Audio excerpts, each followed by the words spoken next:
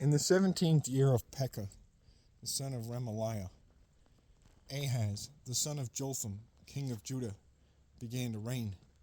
Ahaz was 20 years old when he became king, and he reigned 16 years in Jerusalem.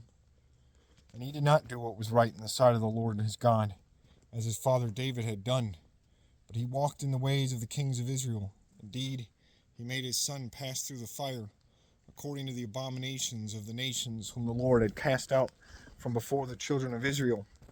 And he sacrificed and burned incense on the high places, on the hills, and under every green tree. Then Rezin, king of Syria, and Pekah, the son of Remaliah, king of Israel, came up to Jerusalem to make war. And they besieged Ahaz, but could not overcome him. At that time, Rezin, king of Syria, captured Elath for Syria, and drove the men of Judah from Elath. Then the Edomites went to Elath, and dwell there to this day. So Ahaz sent messengers to Tiglath-Pileser, king of Syria, saying, I am your servant and your son.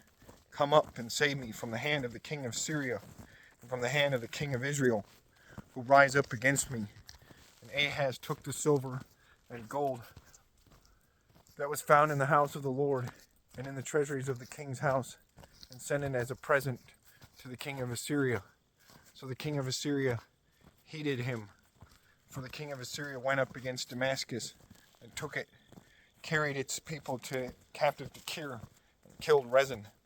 Now King Ahaz went to Damascus to meet Tiglath-Pileser, king of Assyria, and saw an altar that was at Damascus. King Ahaz sent to Urijah, the priest, the design of the altar and its pattern, according to all its workmanship. Then Urijah the priest built an altar according to all that King Ahaz had sent him from Damascus. So Urijah the priest made it before King Ahaz came back from Damascus. And when the king came back from Damascus, the king saw the altar, and the king approached the altar and made offerings on it. So he burned his burnt offering and his grain offering, and he poured his drink offering and sprinkled the blood of his peace offerings on the altar. He also brought the bronze altar which was before the Lord from the front of the temple, from between the new altar and the house of the Lord, and put it on the north side of the new altar.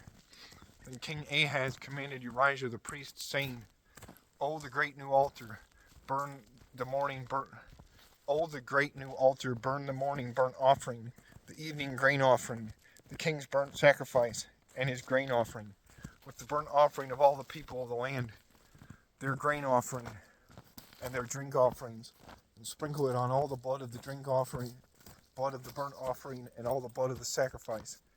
And the bronze altar shall be for me to inquire by. Then did Urijah the priest, according to all that King Ahaz commanded. And King Ahaz cut off the panels of the carts, and removed the lavers from them, and he took down the sea from the bronze oxen that were under it, and put it on a pavement of stones. Also, he removed the Sabbath pavilion, which they had built in the temple, and he removed the king's outer entrance from the house of the Lord, on account of the king of Assyria. Now the rest of the acts of Ahaz, which he did, are they not written in the book of the Chronicles of the kings of Judah? So Ahaz rested with his fathers, and was buried with his fathers in the city of David. Then Hezekiah his son reigned in his place.